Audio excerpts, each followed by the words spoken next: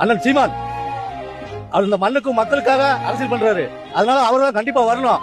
ஏமாத்துக்கார பேருவா, திருட்டு பேருவா இங்க வரவே கூடாது. விஜய்ல ஒரு ஆளே கிடையாது, அவ்வளவு ஒரு நடிகர். எங்க அண்ணன் சீமான் மட்டும்தான் இந்த தமிழ் மக்களுக்கு உறுதுணையா நிக்காரு. அதனால கண்டிப்பா சீமான் தான் வருவாரு.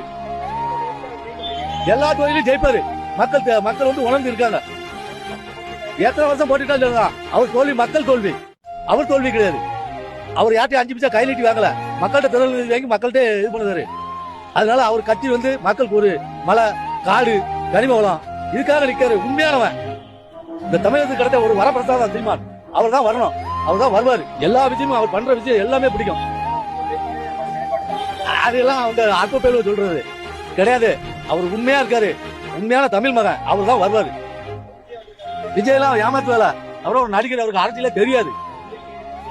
அதான் குப்பை குப்பை. இத்தனை வருஷமா மக்களை ஏமாத்தி அரசியல் பண்ணி கொள்ளையடிக்கதான் அவனுக்கு வேலை. 2020 அண்ணன் சீமான் தான் உறுதியா. அதெல்லாம் தப்பு. அதுக்கு அரசியல் ஓட்டு அது யாராலையும் வாங்க முடியாது. ஓட்டு கூடும்.